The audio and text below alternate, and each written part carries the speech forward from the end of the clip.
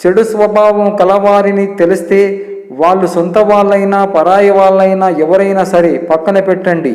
ఎందుకంటే మన చేనులో పండిన మిరపకాయే కదా అని కళ్ళల్లో పెట్టుకుంటే అది మంటనే పుట్టిస్తుంది తప్ప చల్లదనాన్ని ఇవ్వదు. ఎందుకంటే దాని స్వభావం అలాంటిది. జీవితంలో ఏదైనా సాధించాలనుకుంటే అన్నీ కోల్పోవడానికి సిద్ధంగా ఉండాలి. పక్కోడు పడిపోయాడని ఎప్పుడు నవ్వకు, ఎందుకంటే వాడు మనల్ని చూసి నవ్వే రోజు మన ముందే ఉంటుంది. ప్రాణం పోతే తిరిగి రాదనే నిజం మనకు తెలిసిన మనిషి చనిపోగానే తిరిగి రమ్మని బ్రతికి రమ్మని శవం మీద పడి గుండెలు బాదుకొని బోరున ఏడుస్తాము. మరి అంత ప్రేమ మనిషి బ్రతుకుండగానే ఎందుకు చూపించరు? జీవన రహస్యం.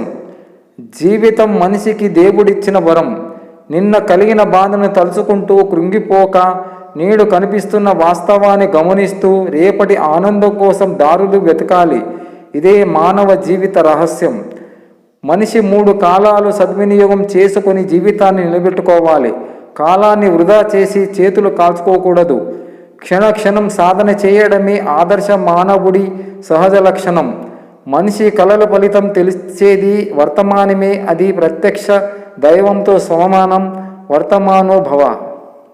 పరుగు నలుగురిలో ఉండాలి, కష్టం గడప లోపల ఉండాలి, దుఃఖం మనసులో ఉండాలి, చిరునవ్వు పెదవులపై ఉండాలి.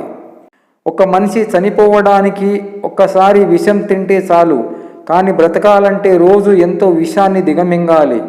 ఒక మనిషి నోటిలోకి వెళ్ళిన విషం ఆ మనిషిని మాత్రమే చంపుతుంది. కానీ ఒక మనిషి నోటి నుండి మరొక మనిషి చెవిన చేరిన విషయం చాలా జీవితాలను అల్లకల్లోలం చేస్తుంది. చెప్పుడు మాటలు చెప్పడం ఎంతో తప్పో, వినడం కూడా అంతా నేరం. నీ జీవితానికి నువ్వే గురువు. ఎలా మలుచుకోవాలన్నా ఎలా మార్చుకోవాలన్నా అంతా నీ చేతిలోనే ఉంది. మీకు ఇబ్బంది కలిగించే వాటిని వదిలేయండి. ఎందుకంటే ఏదైనా భారంగా మారడం కంటే జ్ఞాపకంగా మారడమే మంచిది. తల్లిదండ్రుల సంపాదనను సులభంగా అనుభవించడానికి వారి కన్న బిడ్డలకు స్వతంత్రం ఉంటుంది. కానీ అదే స్వతంత్రం తమ బిడ్డలు సంపాదించేటప్పుడు కన్నవారికి దొరకడం లేదు.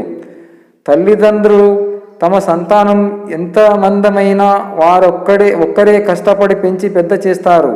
కానీ అదే తల్లిదండ్రులు 4 కన్న బిడ్డలు కలిసి సాకడానికి గొడవలు పడతారెందుకో, వంతులు వేసుకుంటారెందుకో కాస్త ఆలోచించండి. రూపాయి ఉన్నప్పుడు ఒళ్ళు మరిపిస్తుంది, లేనప్పుడు కళ్ళు తెరిపిస్తుంది. గెలిచేంత వరకు ఆటను, విజయం సాధించే వరకు జీవితాన్ని సాగించవలసిందే.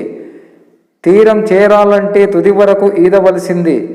తగిలిన గాయాలు, పొందిన అవమానాలు, మోసాలు చేసిన మనుషులు, బాధించిన మాటలు, ఓడిపోయిన క్షణాలు కాదు మనకు గుర్తు రావాల్సింది. చేయాలనుకున్న పనులు, సాధించాలన్న లక్ష్యాలు, చేరాలనుకున్న తీరాలు, నెరవేర్చాలన్న బాధ్యతలు గుర్తుకు రావాలి. అది జీవించడం అంటే. ఆశ జాతకాన్ని నమ్మేలా చేస్తుంది, కోరిక దేవుడిని నమ్మేలా చేస్తుంది, బాధ మనిషిని నమ్మేలా చేస్తుంది. కానీ ధైర్యం ఒక్కటే నిన్ను నువ్వు నమ్మేలా చేస్తుంది.